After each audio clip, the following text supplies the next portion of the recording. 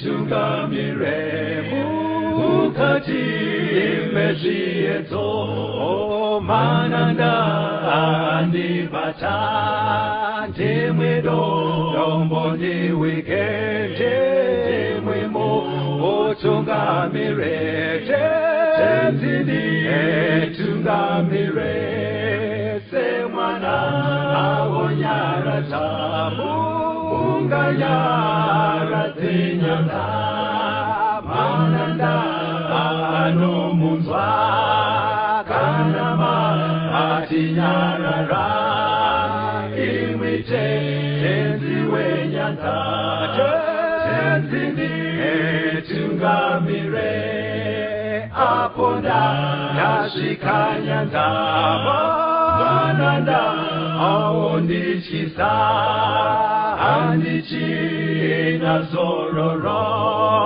Dotsamira kunemwika Kandinzwe Eimi motiti Ninoku Otungamira. Kwazwai vateereri, tinomuchingamidzai kuchirongwa The Second Coming of Christ chamunopiwa naPastor Gift Rodzi veku-North Zimbabwe Conference of the Seventh-day Adventist Church pamwe chete naPastor Caston Betera veku-East Zimbabwe Conference of the Seventh-day Adventist Church. Mustudio nhasi tina Shailet Chakabveyo ari kutiisira musign language. Mufundisi kwazai vateereri. Tinokuchingamidzai vateereri. Tinoda kutenda huru redu yanhasi tine musoro wenyaya unoti Hondo huru part 5. Okay. Part 5. Right. Tinenge tiri kutaura chii apa pastor? Tadzidza kubva muzvidzidzo zvekumashure zvakatiisira pachena kuti tiri mukati mehondo. Okay. Hondo iyi yakatangira kudenga. Ichirwiwa pakati paSatani. Haana kusikwa ari Satani. Akasikwa iri ngirozi yaMwari. Achitungamirira zvisikwa zvese zvaMwari. Okay. Asi Mwari ndokuzouya pfungwa dzokupandukira Mwari. Ave kudawo iye kunamatwa sezvinoitwa Mwari. Okay. Saka kudenga ikoko akatonyengera chetatu chengirozi. Okay. Vakarwa vari kudivi ravo asi vakakundwa naJesu achirwa ari kune rimwe divi kwaakasara nezvikamu zviviri zvengirozi. Okay. Saka vadzingwa kudenga iye haana kusarenda, akauya pano pasi ndokusvikokondinya. Okay. Nekunyengera baba wedu wekutanga, vabereki wedu wekutanga Adamu naEva. Okay. Kuti vatsaudzire vaite zvakanga zvarambidzwa naMwari. Nekuti iye anonzwisisa kuti chinonzi kunamata kuteerera. Alright. Waunenge uchiteerera ndiye wauri kunamata. Saka karwiro kaari kuita pano pasi anotsvaka vanhu ovakonzera nenzira dzakasiyana siyana kuti vazvidze zvinodiwa naMwari. Okay. Vasateerere zvinodiwa naMwari. Okay. Ndo marwiro atiri kuita. Saka pamati Hondo huru part 5. Part 5 tiri kuita sei nhasi? Nhasi unoyu muchaona kuti takadzidza kumashure kwesoko. Tichiona matangira akaita hondo yacho. Marwirwa airi kuitwa pano pasi nenzira dzakasiyana siyana. Asi nhasi patiri kuda kunyanya kutenderera tiri ndepekuti tingakunde sei muhondo iyoyi. Okay.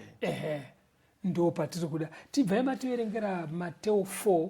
Ndaona ngoruda kuuta. Ayo, it's okay. Mateo 4.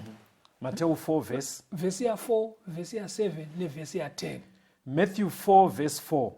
Asi wakapindura akati, kwakanyorwa kuchinzi, munhu angararame nechingwa bedzi, asina mashoko ose anobuda mumuromo maMwari. Verse 7. Jesu akati kwaari, kwakanyorwawo, usaidza Ishe Mwari wako. Verse 10. Ipapo Jesu akati kwaari, ibva Satani, nekuti kwakanyorwa kuchinzi, namata Ishe Mwari wako, umushumire iye oga. Na uchaona kuti paiedzwa Jesu akavhika miedzo yese nekukota matsamba. Ndizvozvo.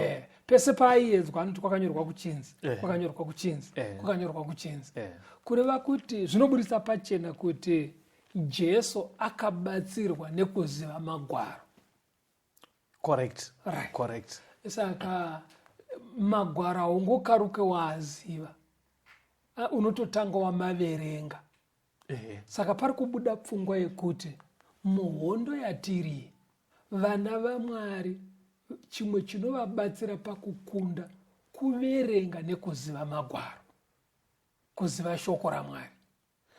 But pamuri kutaura pastor, musakanganwe munogona kucarried away tiri tu munomu, but musakanganwe kuti kuvateereri tine vateereri vakawanda vanotoita zvekunamata asi havashandise magwaro bhaibheri.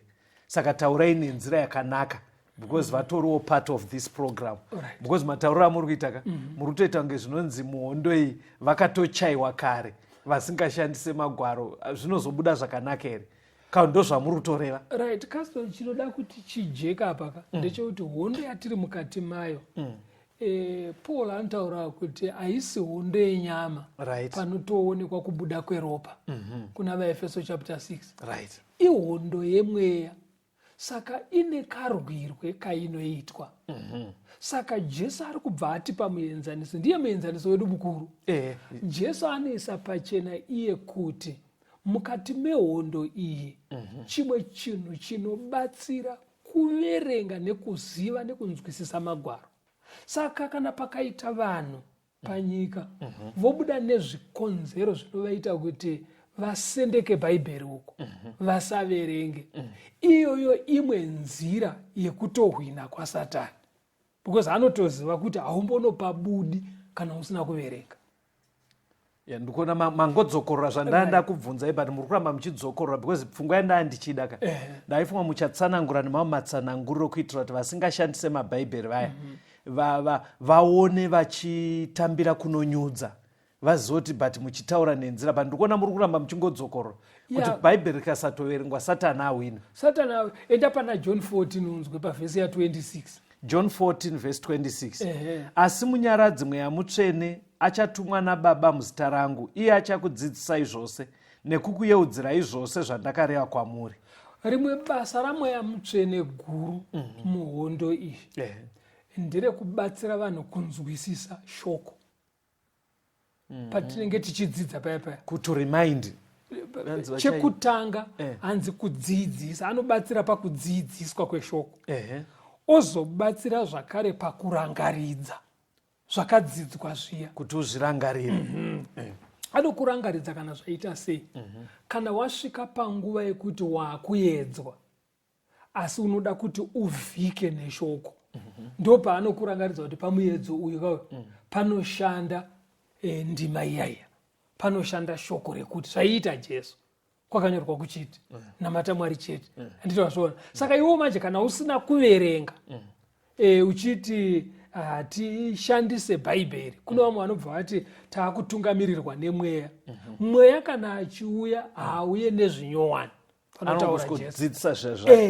mweya kana achiuya anongouya nekuti ndiye akafemera bhaibheri richinyorwa, chipo chakatouya kuburikidza naye. Saka haasikurisendeka uko odhira nemi pasina bhaibheri. Aiwa, anouya kusvikokubatsira kuti zvandaireva pandakafemera pfungwa iyi ndezvekuti nekuti nekuti zvonzwisisika. Kana wazvinzwisisa wofamba hako zvirimo zvarongedzwa mumurangariro. Kana wasangana nemuedzo macho obva ati ndo zviya zvatikadzidziswa pana Mateo, obva ukunda. Saka patoita problem. Hapana kutoita problem, pari kutobatsira dambudziko rekusaverenga. Vanhu ngavakurudzirwe kuverenga bhaibheri. Ukanzwa munhu anokuudza kuti iwewe uchafadza Mwari usingaverenge, munhu iye ari kukurevera nhema. Muri kuramba muchingodzokorora mashoko iwayo. Ndikatendeye pamberi unzwe pana Mateo 22 pavhesi 29. Mateo 22 verse 29. Right. Jesu akapindura akati kwavari, marashika nekusaziva magwaro kana simba raMwari. Unoona chimwe chinhu chiri kubuda panapa chinorasisa vanhu muhondo yatiri, kusaziva magwaro. Hanzi kusaziva magwaro. Saka munhu akagara asingatoverengi, munhu iye zviri nyore kurasika. In other words, Satani kwaari anenge achiti idzi dzawira mutswanda idzi. Saka pochiitwa sei pastor? Vanhu ngavakurudzirwe kuverenga Caston nekudzidza shoko raMwari. Unoziva kuti vanhu vemazuva ano kwavanoti tanakidzwa kana vaenda kunzvimbo dzekunamatira kuimba nekutamba. Tobati kwakanakidzawo vanhu vaiuruka kusvika apa. Saka kuchechi hakuzi kwekunouruka, kunoda kudzidza shoko raMwari romwirira, ndori rinozoshanda manje kana mabva ikoko maakusangana nemiedzo. Then chimwe chataurwa panapa hanzi vanhu kusaziva simba raMwari. Takati tichidzidza neumwe mufana ndobva ati mudhara muri kutaura here mimi kuti sekuru venyu vachamuka. Ana sekuru vakawanda. Aita kuti zviende kure kuti mabhonzo ava aekare vangamuke. Sekuru venyu vangamuke. Handiti wazviona. Saka chinodariso vafana vakadaro kusaziva simba raMwari.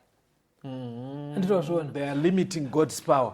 Kusatonzwisa kuti rinoshanda sei. Because sekuru vakuru kudarika ivo vaitsidzinira ndiAdhamu. Handiti wazviona.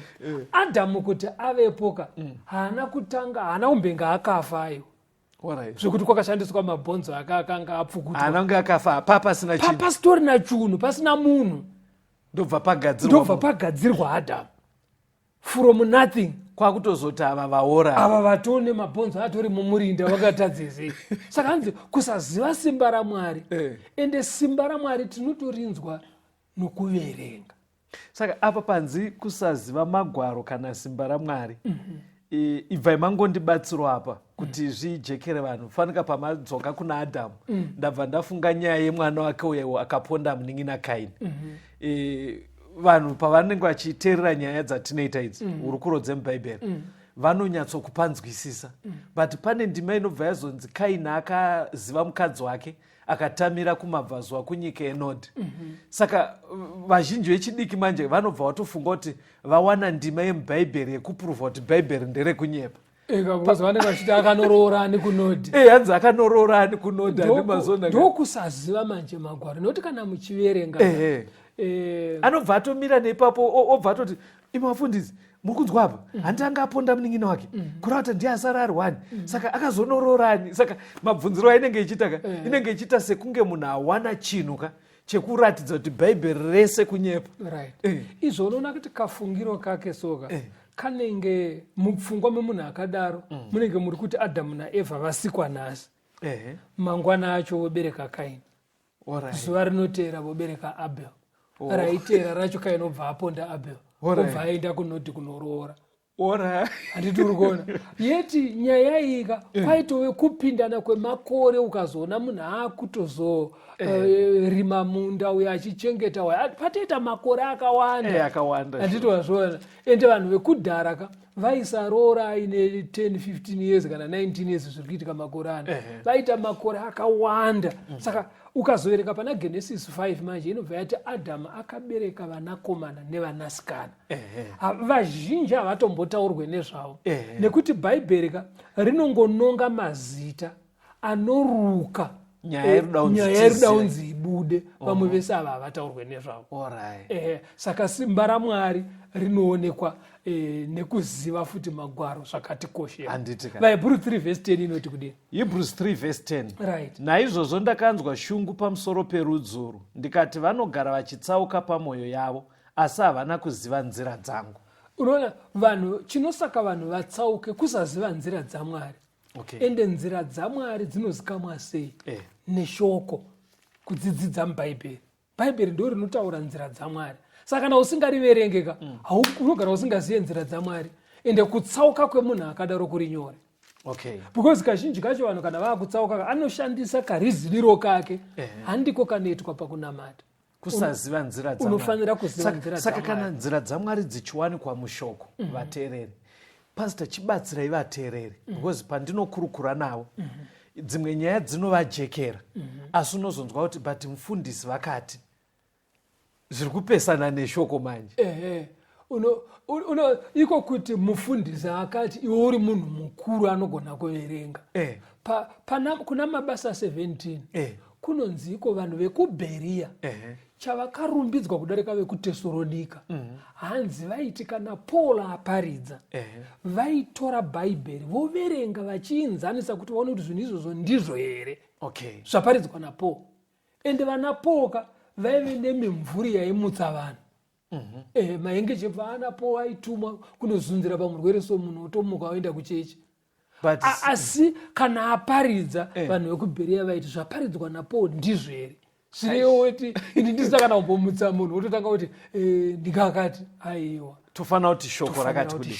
Saka pahondo iyi muri kukurudzira vanhu kuti vauye kushoko vaverenge. Alright, Pastor. Verenga kuna Daniel 9 unzwe vhesi ya2 ugoverenga 2 Timothy 3 pavhesi 15. Daniel 9 verse 2. Negore rokutanga rokubata kwake ushe, ini Daniel ndakanzwisa pabhuku kuti makore mangani akanga audzwa muprofita Jeremiah neshoko raJehovha kusvikira pakupera kwekuparadzwa kweJerusarema kuti aive makore 90. Right. If wanobata 2 Timothy 3 pavhesi ya 15. 2 Timothy 3 verse 15. Kuti kubvira paucheche hwako wakaziva manyoro matsvene anogona kukupa uchenjeri hunoisa kukuponeswa nekutenda kuri muna Kristu Jesu. Uri kuona panapa Daniel anga ari muprofita mukuru. Asi anototi nyaya ndakainzwisisa ndaverenga Jeremiah. Aitoverenga zvakanyorwawo nevamwe vaprofita. Zvinewo muka nhasi woti ndiri muprofita woramba kuverenga zvaDaniel. Worambidza vanhu kuverenga zvaJeremiah. Kurava kuti watokunda Daniel kaiwo. Because Daniel muprofita mukuru ari kuverenga zvaJeremiah. Timothy akatorwa naana Paul kufamba naye kunzi mufanane mweya waMwari akakura achiverenga shoko. Iwo ukudza vana vasingaverenge. Ndosaka uchiona vafana vazhinji vakangoita kunge mazingairwa havaverenge shoko. Saka chindibatsirirai vanhu ava Pastor. Ndikuona ndoda tizombonzwa kambo. Patinokurukura nevateereri kune vamwe vekuti ari kuteedza zvirongwa zvekuti unotoona kuti ndofunga zvidzidzo zvese zvatinotumira mazuva ese zviya paWhatsApp maaudio aya anenge achiavhura yese achiteerera. But anoita unge anenge panoita unge paneka kushaya hanya kuti dai vaita bhaibheri. Zvekuti ndikutosangana nemamwe masituation ekuti wakurukura nemunhu wanzwa kwaanogara unogona kutoshamisika achiti hamuno here bhaibheri mundipe. Unoziva kuti munhu anenge aine foni inodhura kukunda mabhaibheri 3. Munhu iye ane mbudzi mudanga. Mbudzi vaninotenga mabhaibheri 3-4. Ane huku muchikwere. Anditi zvaona. Ana zvimwe zvese anozvishandira kuti azviwane. Kana kwako bhaibheri so ndokunouya pfungwa yekuti munhu anoda kudoneterwa.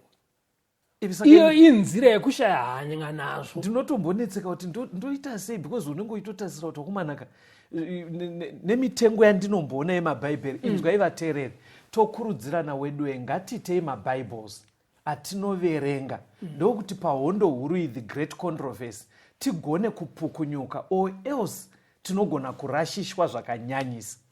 Munhu anototenga ngoma yekunoridza kuchechika nehosho asi bhaibheri asina. Saka unotonyatsoona kuti ipapapo hapana kunyatsomira zvakanaka. Panenge pasina kuita zvakanaka. Rambai muri pachirongwa vateereri tiuye tienderere mberi timbonzwa kambo.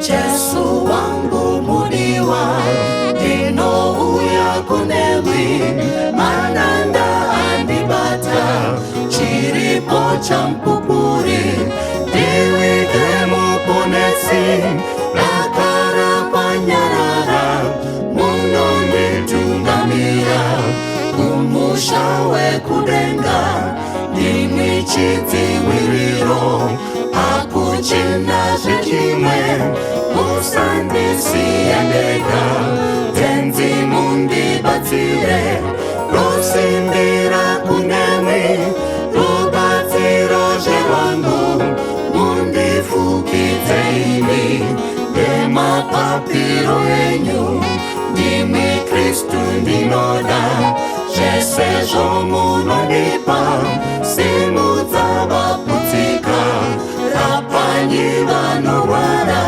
zita renyu rohera ini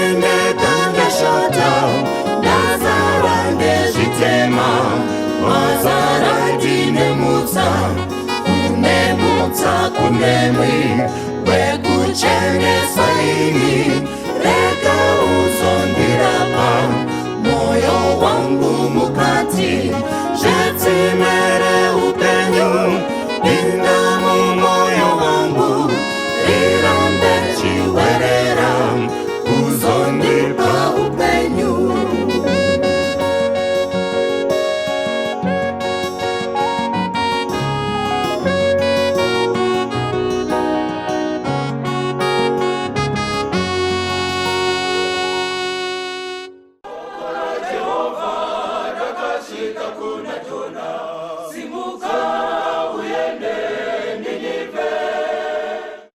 Tinomuchingamidzai zvakare vateereri, tichienderera mberi nehurukuro yedu Hondo huru part 5. Pane vhesi ratoda kuti tiverenge tisati taenda kunobata imwe pfungwa yechipiri. Kuna Nehemiah chapter 8 verse 1 to 3 na 8 na 9. Pane pfungwa yatoda kuti tisusukidze patambosira paya paya.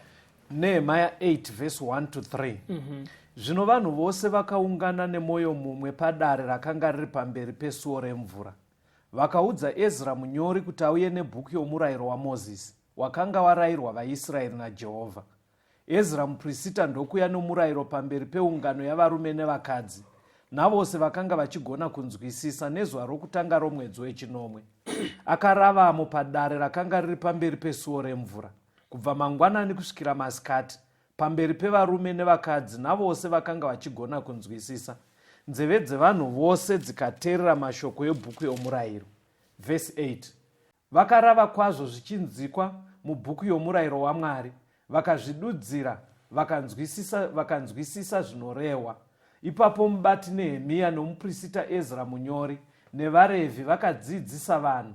Vakati kuvanhu vose, zuva rino idzvene kuna Jehovha Mwari wenyu, musaungudza nokuchema, nokuti vanhu vose vakachema vachinzwa mashoko emurayiro.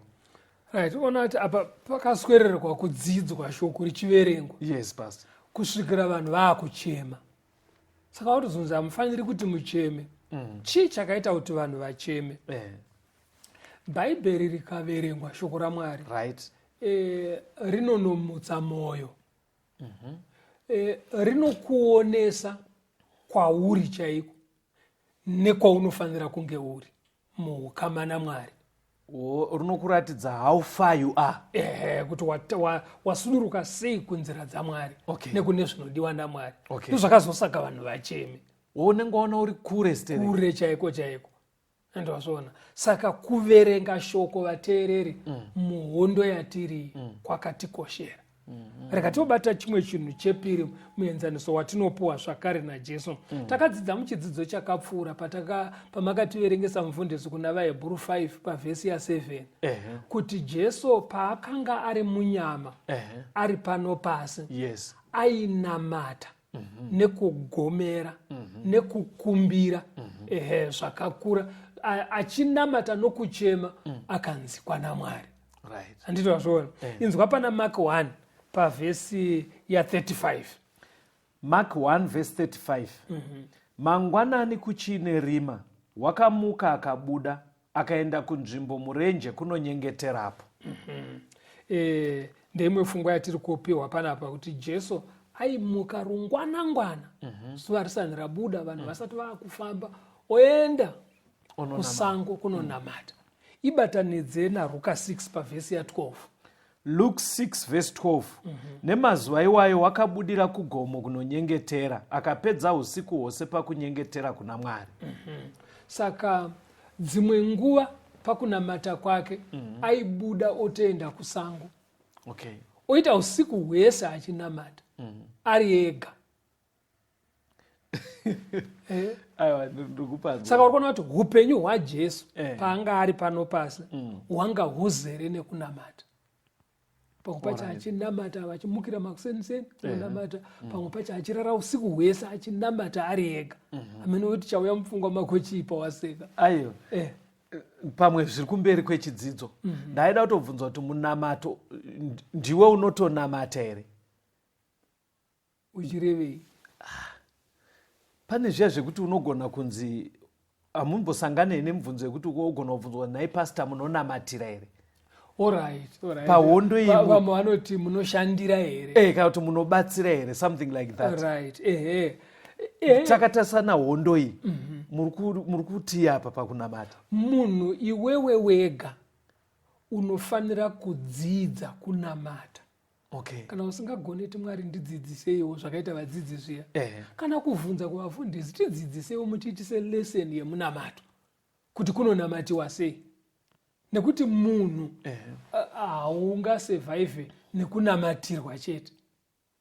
Unofanira iwewewo, because kunamata chinhu chinoitika muhukama naMwari. Alright, tichafamba hedu, but ndikuona kuti muri kuzvicontradicta pastor, because zvamunoita muri kumachechi nezvamakutaura mustudio zvasiyana. Saka maona ndabvunza kudaro, because tinotori nevatendi vakawanda iye pachaka haanamati, but ane confidence yekuti I am under the protection yemunamato yaPastor Rhodes. Ameno kuti mune madzidzisa vanhu sei zvekuti pane pfungwa yakutokurumbira yekuti munamato chinoita kunge chimwe chinhu chaunoitirwa nemumwe. Pane kakunyengera kari mazviri kuti ndibatirewo munamato mufundisi, ndibatirewo munamato. Isiri pfungwa yekuti tiri kunamatira chinhu tese but itori pfungwa yekuti inini ndazorora, imimi mondirwira hondo idzi ndokunda. Hazvina kudaro. Muenzaniso watiri kupuwa naJesu ndewekuti inini pachangu iwewo wacho munhu ndofanira kutopinda mupurogiramu yekunamata. Alright. Kuti tigokunda. It's okay. Ndikatione umwe muenzaniso watinowana kuna Daniel 10 verse 1 to 3 neverse 11 to 13. Daniel 10 verse 1 to 3. Negore rechitatu raKoreshi mambo wePezhia, chimwe chinhu chakaratidzwa Daniel wainzi Bhetishazari. Chinhu icho chakanga chiri chezvokwadi, chiri chokurwa kukuru. Akanzwisisa chinhu icho nokuziva kududzirwa kwezvaakaratidzwa. Nemazuva iwayo ini Daniel ndakanga ndichichema vhiki 3 dzose. Ndakanga ndisingadye zvekudya zvinozipa, kunyange nenyama newaini hazvina kupinda mumuromo mangu, uye handina kutongozora mafuta kusvikira vhiki 3 dzose dzapera. Vhesi 11. Akati kwandiri, iwe Daniel murume unodikanwa kwazvo, chinzwisa mashoko andinotaura kwauri. Umire kwazvo nekuti ndatumwa kwauri iwe. Zvino wakati ataura shoko iro kwandiri, ndikamira ndichidedera. Ipapo akati kwandiri, usatya Daniel, nekuti kubva pazuva rokutanga rawakafunga nomwoyo wako wose kunzwisa nekuzvininipisa pamberi paMwari wako, mashoko ako akanzikwa. Ndauya nokuda kwemashoko ako. Asi muchinda weushe hwevaPezhia wakandidzivisa mazuva 21. Asi tarira, Mikaeri mumwe wamachinda makuru wakauya kuzondibatsira, ndikasarako kumadzimambo ePezhia. Right. Panapa Daniel akanamata achitsanya 3 weeks. Okay. Chii chaainamatira? Anoti aine zvaaida kunzwisisa mushoko raMwari. Kwakutotsanya kutsanyira kuti anzwisise shoko. Right. Anditi wazviona. Saka patinodzidza nyaya yekunamata, chimwe chinhu chinofanira kudzidzisiwa ichocho kuvatendi. Kuti kudii? Kuti zvekunamatira. Uzi kazhinji kacho minamato inenge yakangozara pakunamatira chingwa, mayunifomu evana, mwana wangu akunonyora, mudzimai wangu akazvitakura. Vashoma vanoenda papurogiramu yekunamata nekutsanya kuti Mwari ndoda kunatsonzwisisa kuti shoko renyu riri kuti kudii. Pamataura pekunamata zveshuwa, minamato mizhinji yevatendi iri selfish. Iri kungouya paari, haine kunzwisisa shoko. Right. Saka Daniel anamata manje panapa. Anoti ndakatsanya. Ende kutsanya kwacho. But pastor, is it possible kuti munhu atsanyire kungoti ndoda kunzwisisa shoko? Ndo muenzaniso watiri kutopuwa naDaniel. Ende kana wazoverenga shoko manje, waita kanamatiro kakadai, rinokujekera, ndo rinozokubatsira manje muhondo yatiri kurwa yemweya. Handiti wapabata. Saka kana ndakunzwa zvakanaka, mati kuverenga shoko. Right. Kuridzidza, rogara musoro, mweya mutsvene anozokubatsira kuriyeuka. Right. Ezvinoma kuti kunamata. Right. Saka tiri kufamba tese. Right. Pakunamata kwake anoti 21 days ndisingadye zvinonaka, ndisingadye nyama, ndisinganwe waini. Pamwe vanobva vafunga kuti saka kana usiri pakutsanya unofanira kunwa doro zvako. Haisi waini yedoro iri kutaurwa panapa. chii pastor ibvai mandibatsira Chinonzi kuna wine. vafana vandotaura nawo ka Eh. but kautaura nemunhu pafoni auzozoti ari kuita musara here kujoka kana kuti ari serious Right. anenge aitotaura kuti vakomana muri kutaura zvese zvamuri kutaura jesu chaiye akagadzirira vanhu doro pamuchato. Now chinonzi wine. Eh. Wine zvinoreva muto wemagrapes, muto wemazambiringa. That's wine. Ndo inonzi wine. Okay. Saka muto wemagrapes uya mukaukwidibira mukausiya apo unogona kuvira. Fermentation. Okay. Paunenge uchivira pane uturu hunogadzirwa inonzi alcohol pachirungu. Ndo inodhaka iyoyo. Okay. Saka mukanwa muto uya usina kuviriswa zvakangofanana nekungomwa drink. Saka Daniel ari kuti for 21 days pandaidya ndaya ndisingamwe drink. And drink yanga iri common mazuva iwayo muto wemazambiri. Osaka mukutaura kwanhasi aringo ndaisanwa drink. Kureva kuti akambobvisa zvinoita kunge zvinomunakidza kuti aconcentrate pakunamata. Achingodya zvekuti awane simba rekuenda kubasa. Okay. Nditova pabata. Aiwa ndapanzwisa. Right. Handei pamberi. Toda kuti tiverenge zvakare Daniel 9 vhesi ya 1 to 3 nevhesi 17 kuenda pa19. Daniel 9 verse 1 to 3.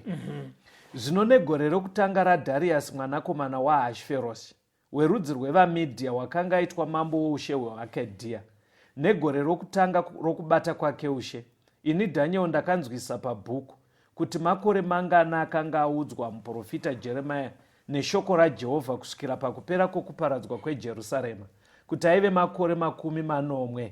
Ndikarinzira chiso changu kuna She Mwari, ndikamutsvaka nokunyengetera nokukumbira nokuzvinyima zvekudya namasaga namadota. Verse 17. Naizvozvo zvino imi Mwari wedu, inzwai kunyengetera kwemuranda wenyu nezvaanokumbira, muvhenekere chiso chenyu panzvimbo yenyu tsvene yavadongo nekuda kwaShe. Haiwa Mwari wangu, rerekai nzeve yenyu munzwe, sinudzai meso yenyu muone kuparadzwa kwedu neguta rakatumidzwa zita renyu, nokuti hatiisi mikumbiro yedu pamberi penyu nokuda kwekururama kwedu, asi nokuda kwenyasha dzenyu huru. Haiwa Ishe, inzwai. Ishe, kanganwirai. Ishe, teererai. Muite, regai kunonoka nekuda kwenyu, imi Mwari wangu, nokuda kweguta renyu nevanhu venyu vakatumidzwa nezita renyu. Daniel muchapter 8. Yes. Pakunopera kwayo paakanga anzwa ngirozi dzichitaurirana kuti chapter 8 yaita zve 2300 years. Iye mupfungwa make akafunga kuti 2300 years ndo makore avaifanira kugara vari muutapwa vasina kudzokera kuJerusarema, Jerusarema risina kuvakwa. Ndosaka akafenda pangirozi ichitaura. Saka akazotanga kunamata. Achizoverenga kuna Jeremia manje ndobvanzwa nzi 70 years. Ndo paakachitanga munamato wekunamatira Israeri yese as the nation. Kuti Mwari tiregererei takakutadzirai. Rangariraiwo nzvimbo inodaidzwa nezita renyu, mudzorere vaIsraeri bheke kuJerusarema. Saka kunodiwa vanhu vakafanana naana Daniel vanonamatira nyika yose. Dai watendi taidzidza kunamata. Haikuna kungonamatira zvako iwewe nevana vako, first born yako, second born yako, uchingonamatira zvemumhuri menyu zvepadhuze nemi. Minamato yedu ngaibve pakuve selfish. Kunodiwo minamato yekunamatira natural disasters. Ukanzwa weather focus vaitaura kuti gore rino kune mafashame ari kutarisirwa, wotanga kunamata wokuti Mwari dzoraiwo hasha dzemvura. Kukanzi kuchaita drought, unamatirewo nyika. Iwo zvirwere zviri kuyo zvaana covid izvi zvinodawo makristu anonamata ari mumba make achitsanya, kwete kutsanya ndaa mwana wake azorwara nayo. Aiwa, kutsanyira zvinhu zviri kushungurudza nyika yese vanhu vachinamata nekunamatira even economy. Zvinhu hazvina kumira zvakanaka, vanhu vari kutambudzika. Mwari, tarisai muonewo kushungurudzika kuri kuita vana venyu, pindiraiwo mukugadzirika kweikonomi yedu. Ndo manamatiro aiita vana Daniel. Pastor, ndaona mamabatikana. Muruda kuita kunge zvinonzi pahondo ika. Muri kuita kunge zvinonzi Satana anotoshandawo nekumadrought nekumanatural disasters. Exactly. Because kune vanhu vanovhiringidzwa kunamata Mwari nekuti kwaita drought. Kunovhiringidzwa nekuti kwaita mafloods. Ikonomi inovhiringa vanhu. Kune zvimwe zvinhu zvine zvida kugadziriswa, hazvigadzirike nekudawo kuti vanhu vari kushayiwa. Zvinezvi vanhu vanotadza kuenda kumachechi nekuda kweCovid. Saka vanhu vanofanira kunamata vachikumbira kuna Mwari, kwete kunamatira iwewe kuti inini ndazoyambutswa. Aiwa, kunamatira nyika yese pasi rese newatungamiriri. Saka pastor, muri kuti here munamato wemhando iyi unogona kutoitwa nemunhu at individual level. Exactly. Because ndinoziva kuti nyika yedu nedzimwe nyika pane pekutoti vatungamiri vedu vanoita initiative yekuti paitwe zuva rinotarwa. Hazvifanire kumirira kuti president vadeclare day renational prayer and fasting ndopozonamata. Aiwa, kana uri lifestyle yemukristu inofanira kuziva zvinhu. Ndo zvakaitwa naana Daniel. Alright. Verenga vhesi tisatanzwa kambo, Mabasa 4 verse 23 na24 na29 kuenda pa31. Acts chapter 4 verse 23. Right. Vakati varegedzwa vakaenda kunowo kwavo, vakandovaudza zvose zvakanga vaudzwa navaprista vakuru navakuru. Ivo vakati vazvinzwa vakadana kuna Mwari nemwoyo mumwe vachiti, tenzi ndimi makaita denga nepasi negungwa nezvose zviri mukati mazvo. Verse 29. Zvino Ishe, tarirai kunyevera kwavo, mubatsire varanda venyu kuti vataure shoko renyu vasingatyi. Mutambanudze ruoko rwenyu kuzoporesa, nezviratidzo nezvishamiso zviitwe nezita raJesu muranda wenyu mutsvene. Zvino vakati vanyengetera, nzvimbo yavakanga vakaungana pairi ikazunungutswa, vakazadzwa vose nomweya mutsvene, vakataura shoko raMwari vasingatye. Vanhu ava vakanamatira zvivindi zvekuparidza vhangeri nekuti vairambidzwa. Mwari akaisa mubvumo pavakanga vari. Saka kunodiwa vanhu vanonamatira kufamba kwevhangeri. Mwari, batsirai Caston paari kustudio atsanangure zvinonzikwa nevakapararira kumativi mana. Vanzwe vagoponeswa. Kunodawo vanhu vanonamatira. Zvino minamatire mazuva ano ndeungonamatira motikari, toda mota, kunamatira imba, toda kupedza kuextenda imba, toda kunamatira minana and so forth. Rega timbonzwa kambo Caston ugoya wotaura. Ndaida kutaura. Rambai muri pachirongo vateereri.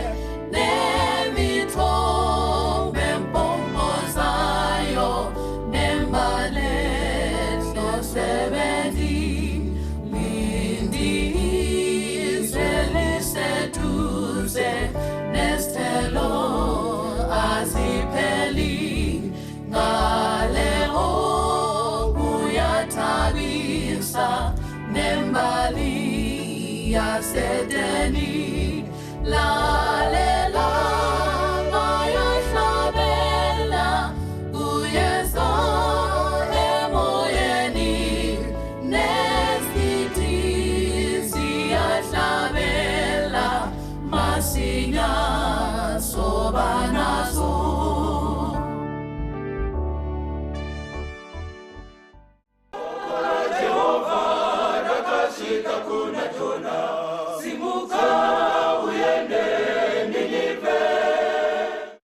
Tinomuchingamidzai vateereri tichienderera mberi nehurukuro yedu Hondo huru part 5. Panaida kubvunza Yes, mufundisi. Matsananguriro ari kuita mufundisi zviri kuita kunge zvinonzi mumanatural disaster nezvese zvinotambudza vanhu. PaHondo huru iyi Satani ariko futi. Satani ova pakuverengwa futi kwebhaibheri. Saka panzi panoda kuverenga zvogara mupfungwa zvichidaro. But pfungwa yamazopedzisira kutaura pasi yekunamatira kufamba kwevhangeri. Right. Amusere muda kusiya vateereri vane pfungwa yekunge zvinonzi Satani haatodi kuti rifambe. Maitira acho matsananguro amunobva maita. Kaston wabva mukuverenga kaiwo. Panda kuti uverenge kuna Daniel 10. Wanzwa Gabriel achitaura naDaniel. Achiti pawakatanga kunamata. Ndakatumwa nemhinduro. Because ainamatira kunzwisisa. Asi Diablos aindidzivisa for 21 days.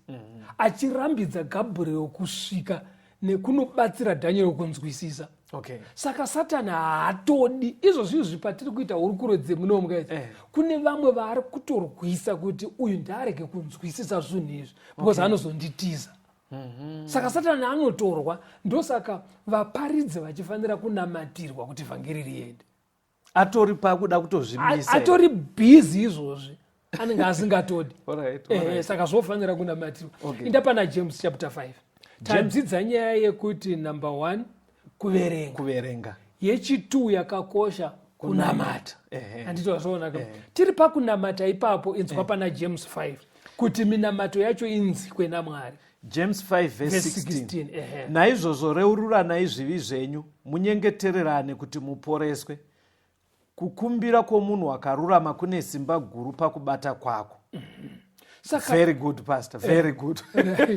Vhesi rikai. Mandiverengesa vhesi randinogara ndichibvunzwa nevateereri. Vateereri muchirukeka pane chirongwa chatakamboita chekuti mambo anogara mutemberi. Chidzidzo ichi chaitsanangura kuti tinofana kungoreurura zvivi zvedu kuna Kristu chete. Ndiye murevereri wedu. Saka kwamuri iko kwateereri pane vaiwisa mubvunzo wekuti inga James 5 verse 16 iri kuti reururanai zvivi zvenyu one to another. Saka pfungwa yamawisa ika iri kubva yanovhiringa chidzidzo chatakamboitisa. Right. Hazvivhiringane. Bhaibheri harizvipikise. Saka zvinofanira kunamatirwa kana wakudzidza. Kuti mweya akutungamira kuti zviri kurehwa ndezvizvi ndezvizvi. Apa pari kunzi reururanai. Handitika mumwe kune mumwe kuti minamato yenyu isvike. Rega titore mienzaniso yekureurura. Ndaunzwa kuti muri kuti vanhu vanoti pachidzidzo chakapfuura paite haufaniri kuenda kumunhu kunoreurura kumunhu. Saka pakapinda chidzidzo ichocho chidzidzo ichocho chakaita kunge chiri kunokrasha pfungwa iya yekuti vanhu vasati vapinda muchechi vanomboenda pamagedhi. Munhu wese womboreurura zvawakaita kuti ukwanise kupinda muchechi. Kana kuenda kuna mufundisi kunoreurura. Kana kuenda kuna mufundisi. Right. Chimira unzwe manje. Hatitorei mienzaniso iyi. Mabasa 19 verse 18 na 19. Acts 19 verse 18 na 19. Zvino vazhinji vavakanga vatenda vakauya vakazvireurura nekurondedzera mabasa avo. Navamwe vazhinji vaiita ung'anga vakaunganidza bhuku dzavo vakadzipisa pamberi pavose. Vakaverenga mutengo wadzo vakaona kuti waiva masivheri ane zviuru zvina 50. Right. Timu riri panapa iri vaparidzirwa shoko. Yes. Asi vhangeri risati rasvika vanga vachiita ung'anga neuroyi. Yes. Vanga vachitamba mashai vanava. Zvino vhangeri raparidzwa ndobva vati kuvafundisi. Tazvinzwa. Taakuda kusiya nzira dzekare tichinamata. asi pane maturusi atanga tichishandisa. Okay. Handiti wazvionaka vanhu vanotamba mashaika vanonge vaine tsvimbo, makano, machira, Right. nhekwe dzefodya nezvimwe zvakadaro zvavanenge vachishandisa muun'anga hwavo. Ende vamwe unoziva kuti kana uchikurukura navo utonzwa achiti pandakapuwa chinhu ichi pasi ndakanzi kana wakuda kuchisiya tokuuraya. Ndo mhiko dzacho zhinji vanoremerwa nekuziva. Varipo vashoma shoma vanoti kana vapinduka vanongotora zvinhu zviyavo destroya vega. But vazhinji vanotoda kubatsirwa because anenge akaudzwa mhiko dziri vane mhiko yavanenge vainayo nemhiko dzavakaita. Saka ndo zvakaitika panapa. Okay. Vanhu ava dzaive n'anga zvaitozikamwa ndobva vauyawo pachena, ndobva vasarenda zvinhu zvavo. Handiti wapabata. Saka ndobva zvapiswa. Right. Hatitarisei imwe mhando yekureurura. Thank you. Taona iyi imwe vanhu vari kuita zvinhu zviri zvoun'anga zvavasingagone kubuda mazviri vega vanotoda kubatsirwa nevatungamiri munyaya dzekunamata. Yes. Handei pana 1 Timothy 2 pavhesi ya5 ubva waiverenga pamwe chete navaHebheru 7 pavhesi ya25. Iri kutiyo nekuti kunongova naMwari mumwe chete nomurevereri mumwe chetewo pakati paMwari navanhu ndiye munhu Kristu Jesu.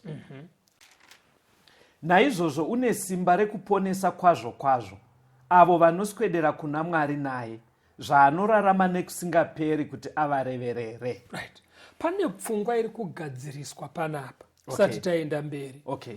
Yekuti panyaya dzekurevererwa kuna Mwari mupfungwa dzevazhinji zvinoita kunge panodiwa munyai wemunhu kuti akusvitsire kuna Mwari.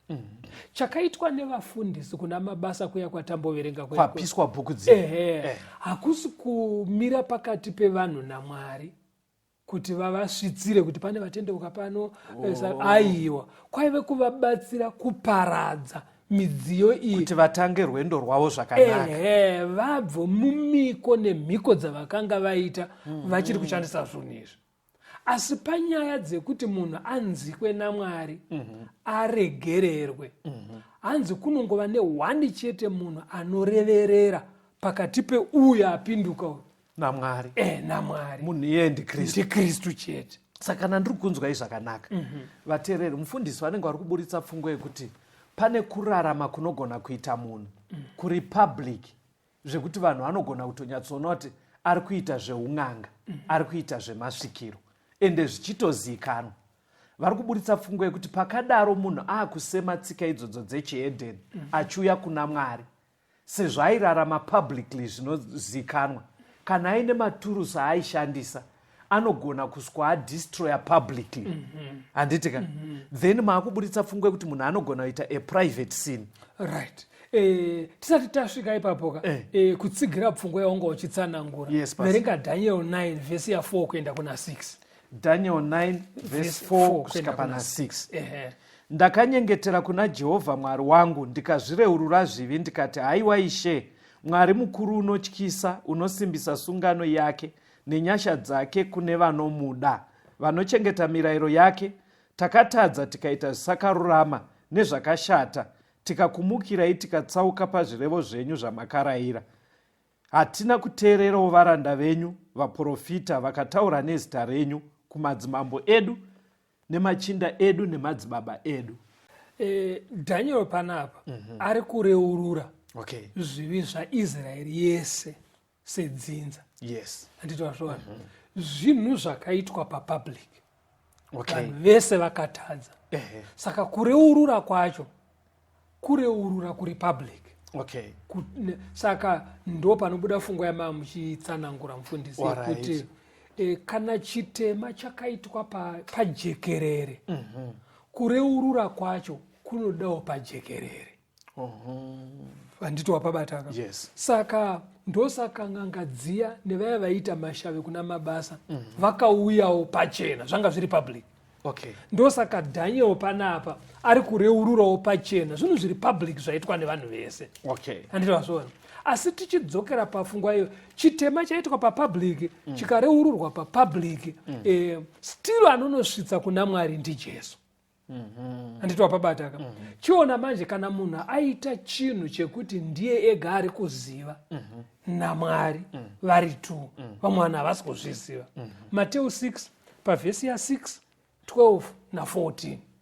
Mateo 6 asiwe kana uchinyengetera pinda muimba yako yemukati, kana wazarira mukova wako unyengetere kuna baba vako vari pakavanda, zvino baba vako vanoona pakavanda vachakupa mubayiro. Verse 12 mutikanganwirei mhosva dzedu sezvatinokanganwirawo vane mhosva nesu, regai kutiisa pakuidza, asi mutirwirei pane wakaipa, nokuti kana muchikanganwira vanhu kudarika kwavo, baba venyu vari kudenga vachakukanganwira ivo. Panapa pataurwa pfungwa mbiri apa. Pfungwa yekutanga hanzi ukaenda pakawanda kana waakunamata Mwari vanokunzwa uri pakawanda. Okay. Handiti wazvona. Saka kana uine chitema chawakaita pakawanda hachina vamwe vanhu vari kuchiziva, ndechako iwewe. Ndechako iwewe. Unonoreurura kuna Mwari. Ari kukureverera uri pakawanda ndiJesu. Ndiye mumiriri, ndiye murevereri. Hazvidi kuti utanga waya kwandiri inini samufundisi kuti amufundisi ndakatadza chakati aiwa. Handizvo zvinoita kuti munamato wako unzikwe kana kuti uregererwe naMwari. Okay. Saka ndofungwa yekutanga. Secret sin inoconfesswawo privately. Uri secret uko. Right. Iwo kuti ugone kuregererwa ka. Yes. Hanzi unofanira kudzidza kuregerera vamwe. Kune maKristu akawanda asingagone kuregerera. Vanoita makore nemakore vaine zvigumbu pamoyo. Havaregerera hama dzavo. Okay. Vamwe havaregerere mukadzi wake, havaregerere murume wake, havaregerere mwana, havaregerere mubereki, havaregerere workmate. Zvinenge zvakakura pastor. Zvinenge zvaitwa. But kugona kuregerera zvakakura ka ndokutofanana naMwari. Ndokuita muKristu manje because Kristu akaregerera. Saka sofa kana ndakunzwa pahondo huru iyi pastor. Pane kuverenga Bhaibheri. Right. Pane kunamata. Right. Munamato iwoyo uine confession. Right. Nekuregerera vamwe. Right. Saka tiri kufamba tese. Enda pana Mark 11 pa 21 kuenda pa 26. Mark 11 verse 21. Right. Petro akarangarira akati, Rabhi, tarirai muhondo wamakatuka waoma. Jesu akapindura akati kwavari, ivai nekutenda kuna Mwari. Zvirokwazvo ndinoti kwamuri, mumwe nemumwe unoti kugomo iri simudzwa ukandwe mugungwa, asinganyunyuti mumwoyo make, asi achitenda kuti zvaanoreva zvichaitika, uchava nazvo. Saka ndinoti kwamuri, zvinhu zvose zvamunonyengeterera nekukumbira, tendai kuti mazvigamuchira mugova nazvo. Kana mukamira muchinyengetera, kanganwirai kana kune ane mhaka nomumwe, kuti baba venyu vari kudenga vakukanganwirei kudarika kwenyu. Asi kana musingakanganwiri imi, baba venyu vari kudenga havangakukanganwirei imi kudarika kwenyu. Now panapa panobudiswa chimwe chinhu. Yes, pastor. Patinenge techinamata panoda faith, panoda rudairo, panoda kutenda. Ndaida kutokubvunzai kuti zviri kunzi kukanda gomo richienda munyanza kuti pastor. Saka chii chinonzi kutenda, chinonzi faith. Faith kubata chinhu chisipo, chisingaoneke neziso renyama iri, asi iwo wotochibata, unochiona nemaziso emumurangariro. Wobva watochibata sekunge chatosvika mudhuze newe. Okay. Handiti wazvona. Okay. Chii chiri kukukonzeresa kudaro? Ndokunzwisa simba raMwari riya ratambonzwa kuna Mateo. Rekuti ukanga uchiziva simba raMwari kuti chinhu ichi kaichi Mwari vanochigonesa kuti ndichimbundire. Okay. Handiti wapaona ka? That's faith. Ndo faith iyo. Saka hanzi kana wadaro manje, because Jesu anga atuka muonde ukaoma. Wakabva waoma. Ndo Jesu paakabva ati kuna Peter, kana muine kutenda, unogona kurayira gomo kuti ibva ipapapo riende kugungwa, rononyura mudziva. Ndopandiri kuti pastor. Right. Saka zviri kurehwa manje hazvizvongoti mongomuka muri vanhu vanonamata moenda pachikomo chiri kuseri kwemusha yenyu moti ibva ipapo iwo uende kugohera. Aiwa, hazvidaro. Asi chiri kurehwa panapa ndechekuti kana gomo racho raita chibingaidzo munzira dzebasa, raita disturbance. raita chibinga mupinyi. Gomo iroro rikamira seobstacle, iroro gomo munorirayira robva ipapo munzira dzenyu kuti musare muchiita basa. Handiti ndozviri kutsanangurwa naJesu. Mukada ungoti kugomo rese rese hapana chinomboitika, munotoswera muchinyara. Unoziva vana vasikevha zvavakazoita. Abva ati nezita raJesu anoparidzwa naPaul, ibvai ipapo daudzinga madhimoni. Vakarohwa hembe dzikabvaruka nemadhimoni. Wosaka apa pari kunzi gomo chinhu chiri obstacle chiri kutadzisa basa raMwari. Right. Chinhu ichocho by faith munogona kunyengetera chosuduruka. Kana chakukupingirishai pakuita basa muri munzira dzaMwari, kunyatsoti Mwari ati itai so, masumuka maakuita. Kuita chimwe chinhu chinongoti dzipa mberi penyu, munamato wakadaro unodhirisa nepane faith. Asi zvanzi faith number 1 plus kuregerera. Pekuregerera pastor ndotokumbira muzomboita chimwe chidzidzo. Because vanhu hapana ane nharo kuti ndo zvinotaura bhaibheri, but pfungwa dzevateereri ndedzekuti pane dzimwe nyaya dzavanofunga kuti ihombe. Nyaya yekuregerera ngaimbosendekwa parutivi. Maybe vateereri zvatinogona kuita tichiona nguva dzedu dzakwana kuti muvape nhare. Vapei mafoni numbers edu pastor kuti vanzwisise hondo iyi yatiri mukati mayo. Sure. Tibatei panhare idzi 0774 651 181 0774 651 181 kana kuti 0716 452 086 0716 452 086. Mwari vave nemi, tisangane muchikamu chinotevera. Tenzi nditungamire mukati mezviedzo mananda andibata ndimwedo ndiwikende ndimwemo otungamire tenzi nditungamire semwana awonyara tamu Unganyara tinyanda mananda anomunzwa kanama atinyarara imwite tenzi wenyanda tenzi nditungamire aponda yasvikanyanda mananda aondichisa